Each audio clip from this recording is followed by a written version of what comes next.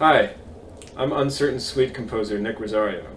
I'm here with Director of NEC Counseling, Squire Paige. Squire, how are you today? Doing pretty well, Nick. Thanks for letting me speak to you about these issues. Of course. So the first thing we're going to talk about is anxiety. Okay. So what is anxiety and how is it diagnosed? Yeah. So, well, anxiety is like a sort of, just the term alone is kind of a broad kind of natural response, a human response to anything that makes us feel stress. So anxiety is a universal feeling phenomenon. It's a physiological response. It's something that the brain triggers the body to respond to when it's stressed. And then there's also anxiety, which we think of as a diagnosable sort of mental health disorder. So people can have specific anxiety disorders, and that has a very certain set of criteria with just a kind of a consistent irritability, maybe a lot of racing thoughts all the time, muscle tension, sleep disturbances. So there's kind of anxiety, something that we all kind of maybe experience from time to time, and then there's like a kind of clinical diagnosable anxiety disorder.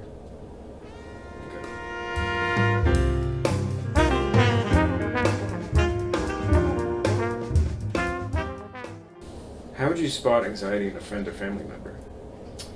That's a good question. So again, anxiety as a human response, part of our humanity. People can feel anxious over getting a particular piece of news, or we can certainly feel anxiety based on, natural disasters or other things that go on in sort of media or current events. But some of it has a more chronic kind of ongoing problem with anxiety. These would be people that maybe seem sort of keyed up or on edge. They maybe express a lot of worry and fear about a lot of different things in their life. Maybe it's about finances, maybe it's about their personal relationships, maybe it's about their job. So if it starts to be something that's talked about in a lot of different areas, that could be something concerning and indicate anxiety that maybe needs more attention.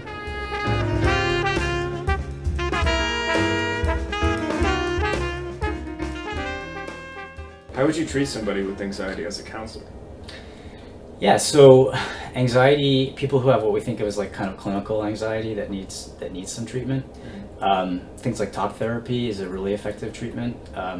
There's lots of different ways you can approach treating anxiety in therapy. There are certain kinds of interventions. One of them is cognitive behavioral therapy, and it really talks about trying to really dissect our thoughts, because sometimes when we have anxiety of really high levels, chances are there's a lot of cognitive distortions or things that we're thinking that maybe aren't really based in any kind of reality. They're maybe based on a lot of fear or a lot of exaggerated responses. Mindfulness-based interventions, which is a lot of meditation and being really oriented in the present and the here and now, that can be really effective for anxiety in terms of a talk therapy. But of course there's also ways to use manage anxiety for medications, and that can be helpful for some people too. Like what kind of medications? So there's two main classes. One of them is like SSRIs. It's called the selective serotonin reuptake inhibitor. And there's an idea that serotonin somehow is implicated in our mood and can maybe make us anxious, maybe make us feel depressed. So if that gets regulated, the thought is people are less likely to get panicked or anxious. There's another class of meds called benzodiazepines, which is less, I think, common to prescribe by doctors because they feel like it's a medicine that can sometimes be misused. But that's a way to just create a kind of natural relaxation in the body. It's a sedative.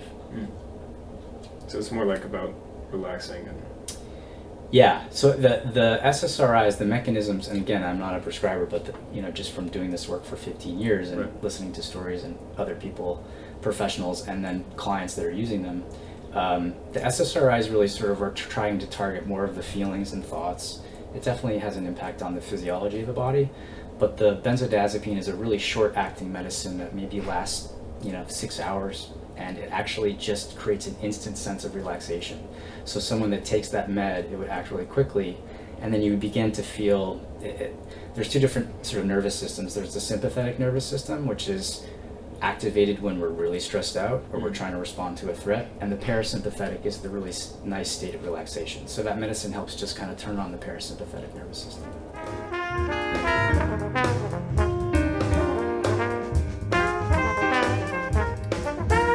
So I think a lot of people have been talking about panic attacks. So what exactly is a panic attack? Yeah.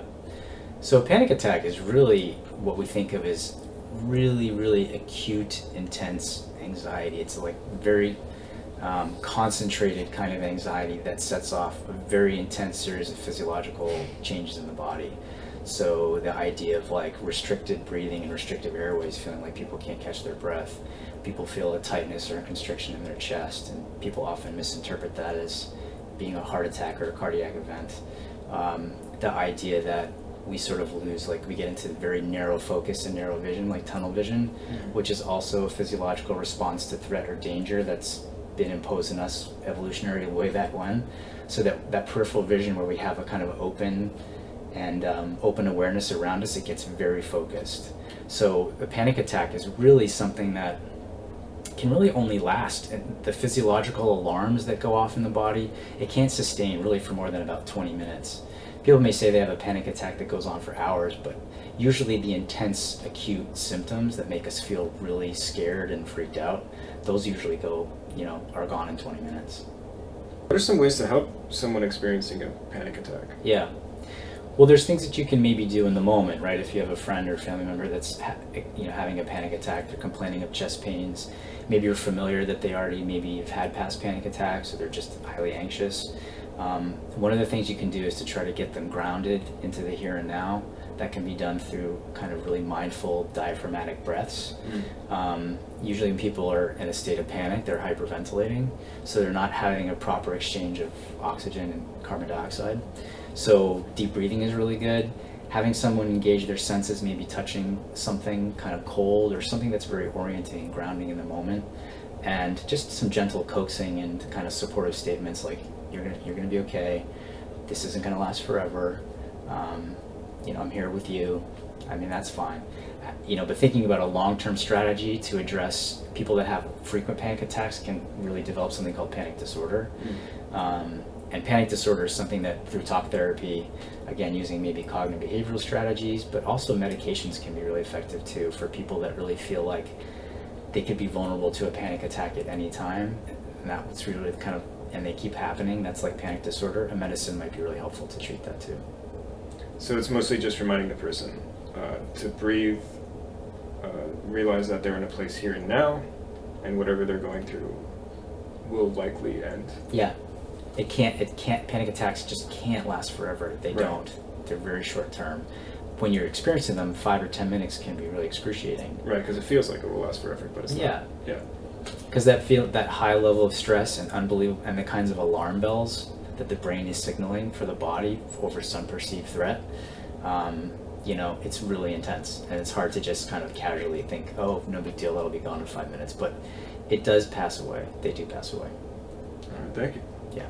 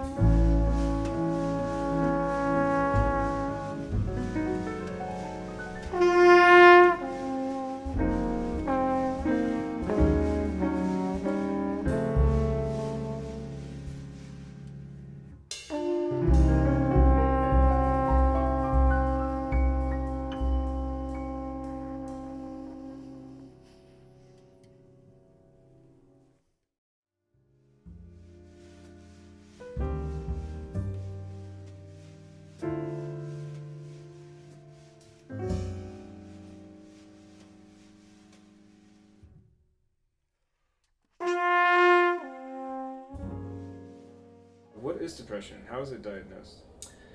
Yeah, so depression, again, I think we think of, in terms of a real clinical depression, people can use the word, oh, I'm depressed, or this feels like I'm in a state of depression.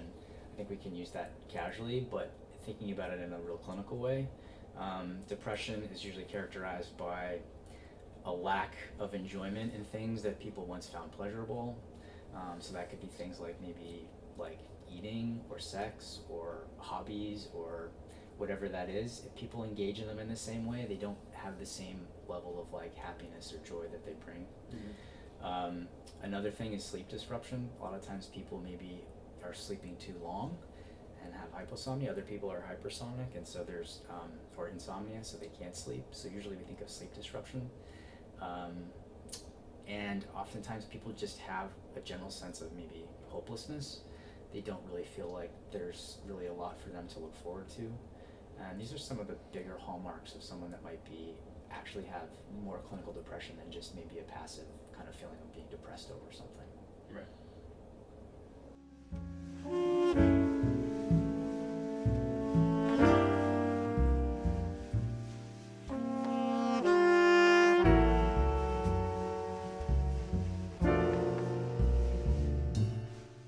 How does depression feel? That's interesting. I think it probably feels different from person to person. I think sometimes there's people that talk about maybe gender differences with depression. Men can maybe have more sort of agitation or irritability. But in general, I think people feel a sense of kind of fatigue, feeling tired, maybe lethargic. They feel like maybe there's something that they're missing based on the response that they see that their friends or family or peers or the culture should be responding with more excitement or interest in things, and that they feel like somehow they're missing out on those things. Right. So I just generally think, other times people think that there's actual physical aches and pains that go along with depression, and I think that's entirely possible too, although that's not necessarily a criteria of it. But I think it's, a lot of people will talk about, and again, this isn't a diagnostic criteria, but just a sort of feeling of like a heavy heart or a weight in their shoulders. I mean, these are sort of the metaphors that people feel sort of burdened and heavy and kind of a tightness or things like that. Well, what you were just describing was making me think of the ego versus the id. And it sounds like when you were saying like men express depression in kind of like agitation or something like that. That to me has a lot to do with society's idea of masculinity. And that's true too. I mean, I think men can certainly feel sad and blue the way we think of depression more broadly, but I do think there's probably a way that rather than feeling like that feels a safe emotion to explore and to process and like move towards, I think oftentimes anger, agitation, or irritability somehow feels better or more appropriate for men. Right, exactly. Yeah, I think you're right.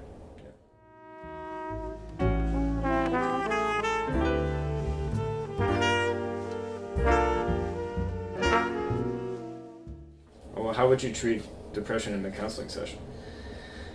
Sure. So there's lots of different interventions and lots of different theoretical orientations that counselors can use to try to treat depression. But I think, again, one of the most common and preferred by insurance companies, because there's a lot of evidence based to treating depression, is using cognitive behavioral therapy. So it's similarly kind of taking people's ideas or thoughts that they have about their experience and really kind of looking at those, doing a lot of reality testing on those thoughts. Because again, something like depression, chances are there's some maybe really skewed or exaggerated or kind of distorted ways of viewing one's experience or their, how their view of the world. So it's a way of kind of like deconstructing those, and is there a way to maybe think more broadly, more all-encompassing about something, learning how to kind of be less reactive to things that people experience. So it's really looking at someone's thoughts, and then what are the behaviors people are engaging in when they're thinking these things? How do we change behaviors? How do we maybe increase a lot of lifestyle like changes? Things like maybe someone has really poor appetite, and so how do we start being mindful about the kinds of food you're eating? Or how are you making time in terms of exercise? We know has been highly researched for things like anxiety and depression. It really can absolutely kind of lift some of those symptoms if someone's engaging, even in just going for walks out in nature can be really therapeutic.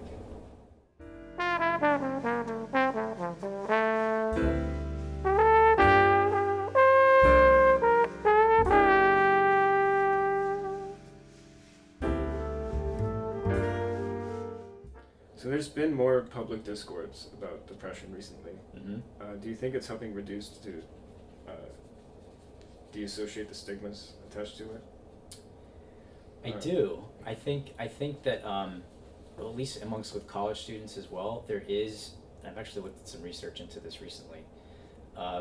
There is the idea of stigma. There's like a personal stigma versus a perceived stigma, and I can't say specifically about depression in this study, but more broadly around mental health issues. Personal stigma is going down, and that basically means the person that actually says, hey, I have no problem if anyone needs treatment or support for a mental health issue. That's like around, I think, 7, 8, 9% now, and that's come down maybe something in the teens or around 15, 16%. So in other words, most people, if they feel like, I'm not going to judge a person for having to seek that support. So most people are okay with that. But the perceived stigma, so that's like, what does society or the culture say about someone seeking out these services? And that's still pretty high, around like maybe 39, 40%. So even though personally people feel like it's not, they wouldn't judge someone, there is this idea that the culture may judge us. Interesting. It is interesting. Well, because I had a thought of this question because I was watching a college football game, and they were talking about the quarterback was dealing with some anxiety and depression issues, and they were calling him brave and stuff like that. Yeah. So it's coming up more and more. But absolutely, yeah. and I think so. Things like social media, like there's some evidence to suggest that social media may be a hindrance if people already are prone to depression and anxiety. There can be ways that tuning into too much social media can exacerbate those conditions, but it's also something where it reaches a lot of people. So people have social media campaigns. There's a really great nonprofit called Active Minds, and it's basically a mental health advocacy group on college campuses, and it's really, there's like a, it's really student run. There may be like a faculty or staff advisor, but it's really for college students, and they've done a ton on stigma reduction and just bringing these issues to college campuses and just normalizing it, because the truth is, I think it's like maybe half of us, 50% of us in our lifetime will probably experience some episode in the mental health realm, some disruption where we're actually going to need to seek treatment for it. All right, thank you. Yeah, you're welcome.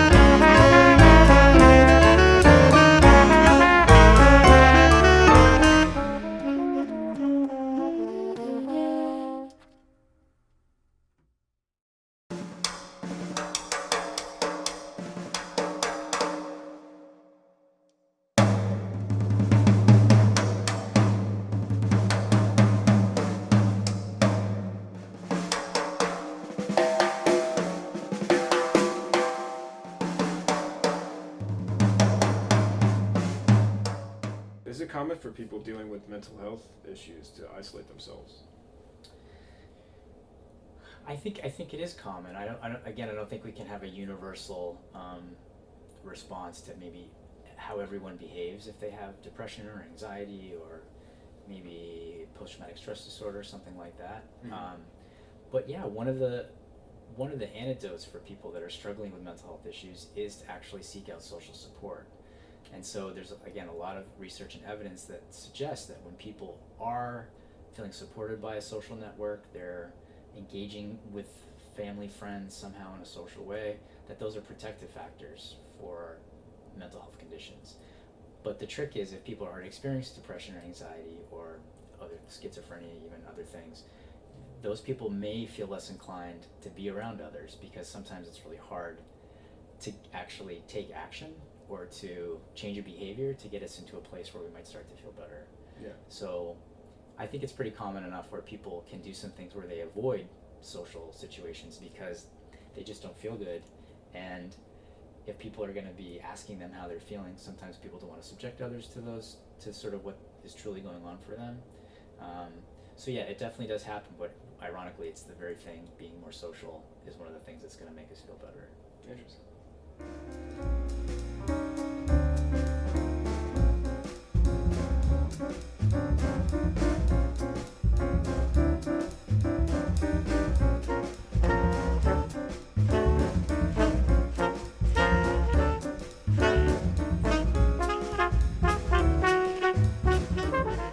If somebody wants to confide their mental health concerns to you as a friend or family member, what are some things you should keep in mind as a listener?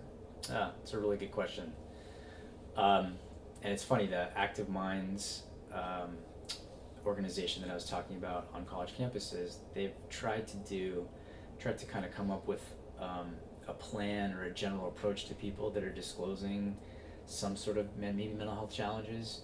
And they sort of keep these three words in mind, which is validate, appreciation, and refer.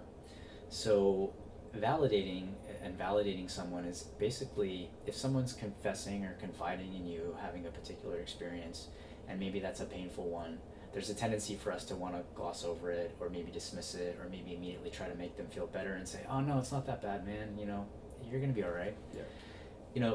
There's a lot to suggest that maybe isn't helpful in the moment. So if someone's actually confiding that they're, having a hard time, it's best to really just be really validating to that person in that moment and say, oh, I'm hearing what you're saying. It sounds like you are having a hard time. And I can imagine based on all the things you just talked about, that makes a lot of sense, right? Yeah. So validating someone's experience is really helpful. And then the next word is a sort of appreciate or appreciation. And so really what that gets at is like actually thanking someone for being really truthful and being authentic with you. So that, because, it does maybe take some bravery or some courage to maybe just be a little more honest or to maybe be more authentic if we're not feeling great. It's really easy to talk about feeling great with others, but sometimes it's not as easy if we're not. So sort of appreciating people taking the risk and being authentic. And then refer is really trying to actually maybe refer, like making a referral, and maybe that would mean, hey, you know what? I think maybe it'd be a good idea to talk to a counselor. Maybe it'd be a good idea to talk to your doctor. Or maybe it isn't necessarily that serious, but maybe you have a great idea that would be, hey, there's this really great concert tonight. My friends and I are going. Do you want to come with us? So the idea of referring is like, what is there something you can actually suggest to the person that might be helpful in that moment or long term?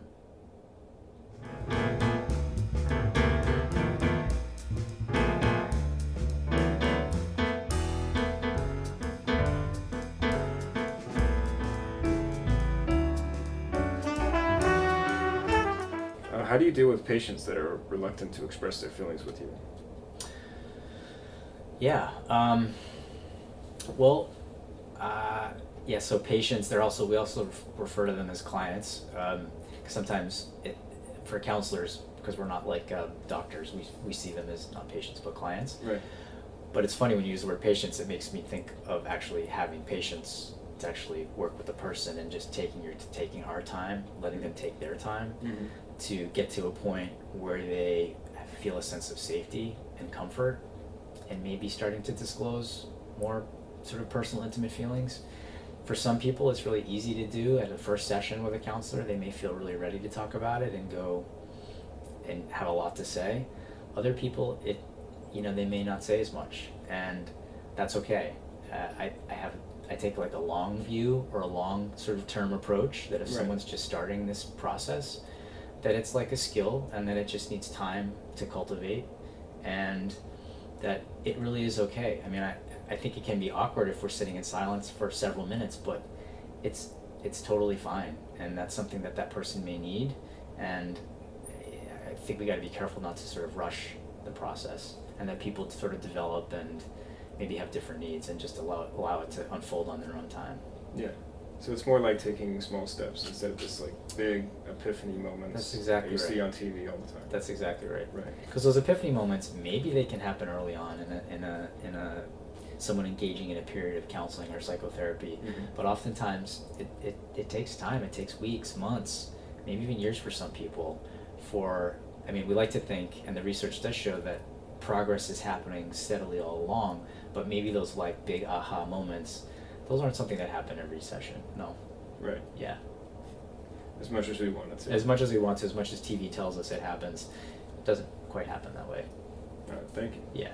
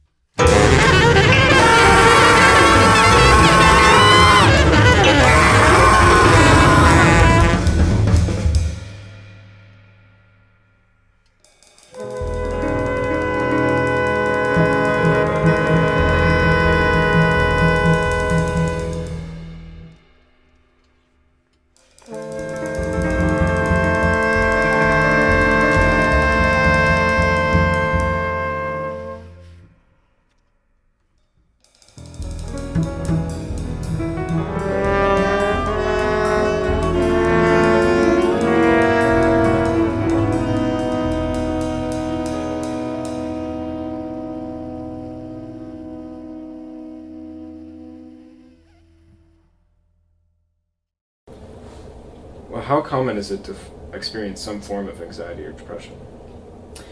Yeah, it's really common. About half of us are going to actually sort of meet some criteria or condition to actually seek treatment for depression or anxiety. I mean, millions and millions of Americans at one point or another have experienced these things and needed support for them.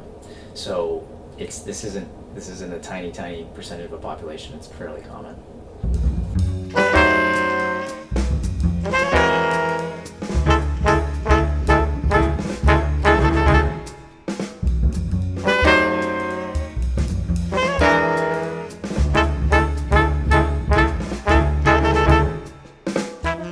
So we've been talking about authenticity. So what does self-acceptance feel like? What does self-acceptance feel like? Yeah, it's interesting because that's a real sort of it's very abstract, right? Yeah. So, I mean, I think the idea of how self-acceptance feels, I think if there is a sense of self-acceptance, I think there's a way that we interact in relationships that's really different. I think, back to your point about authenticity, there's a way that we can maybe be more genuine. We can feel more present and in the here and now because we're not too focused on the future, being anxious and worrying about what someone may say or do in response to us. We're not dwelling in the past. We're just actually really living in the here and now. And being able to take risks, being able to pursue things that we want to, be the kinds of people we want to be, without feeling guilt or shame. I mean, I think those are key components to self-acceptance. So it's not really that you're taking all the bad stuff away from you, but it's more just realizing that you have the bad stuff. Yeah. And just kind of managing it. That's perfect. And there's a really interesting, it's kind of a skill that's talked about in sort of the counseling world, and it's called radical acceptance. And so what that tries to cultivate is that sometimes there are things that go on in our lives that feel really unacceptable, and they feel really terrible, and tragedies can happen to us. We can find ourselves in terrible circumstances, and it feels really unfair, or it feels really we can just be really frustrated and angry and upset and sad that we're actually in the midst of this particular situation.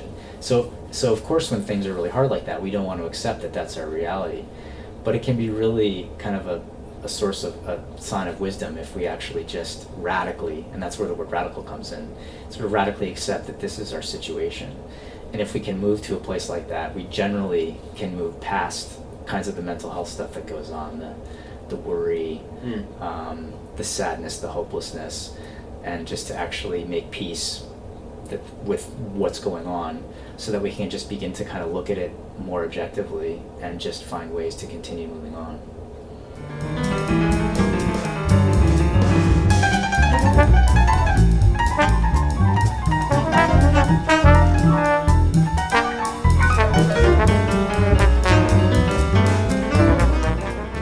What are some things that you can do to support other people you see suffering? As someone who just is a friend or family member that's worried about a particular person? Mm-hmm. Okay. Well, I think a lot of times the kind of isolation that people may feel, or the sense that they're alone in whatever it is they're going through, I think it's really important for that person to feel a sense of connection or a sense of shared experience that can be maybe a normal part of life. And even though there's some people that have chronic conditions of depression or anxiety, and maybe it's lifelong and it lasts for years, and not to say that I don't want to trivialize it or minimize it, but right. The idea that again, it is okay that there are people that have these things that also would get treatment, they're on medicines, they're in counseling, they've learned a lot of skills and ways to just kind of manage their affairs in their lives and actually live okay and thrive. So I think, the kinds of things that aren't helpful is if people, again, are dismissive about their experience, minimizing to their experience, trivializing it. Those things generally are things that you want to avoid.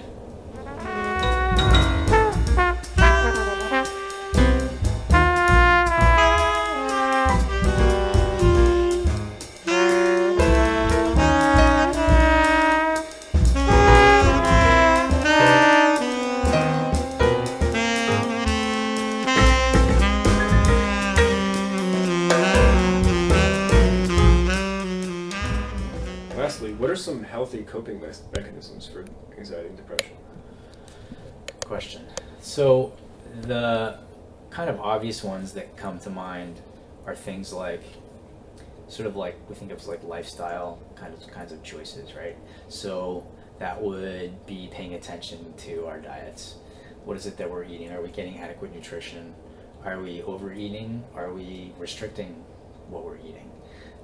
If the brain isn't getting sort of proper nutrition, it's not going to have the building blocks to kind of create the neurochemicals that are really important in fighting stress and making us feel a positive mood. There's a lot of, again, evidence to suggest that even though it's not causal, there's a correlation between people who eat, like, for example, a Mediterranean diet with like lots of grains, whole grains, fruits, vegetables, lean cuts of protein. People have lower incidence in those regions of mental health issues. Oh, that's really interesting. Yeah. So there's no causal, it's nothing causal, but like in the area of like psychiatric epidemiology, there seems to be this relationship between the two. So it's really interesting. But things like, high foods high in saturated fats or fried foods, foods high in sugar, these kinds of foods probably aren't very helpful. They're okay in small quantities, but if that's like your main diet, it's probably, you're going to be less resilient to stress and other sort of psychological factors. Right. Fitness, exercise, and that can be something as little as 20 minutes, 3 or 4 days a week can be helpful. But again, research suggests that people who maybe have like even ADHD, having a good long workout when you afterwards, if you have a task that you need to be highly focused on, you can actually get the same benefit as a medicine at that point. So exercise, it's really shoring up your ability to sort of tolerate a lot of thoughts that come and go.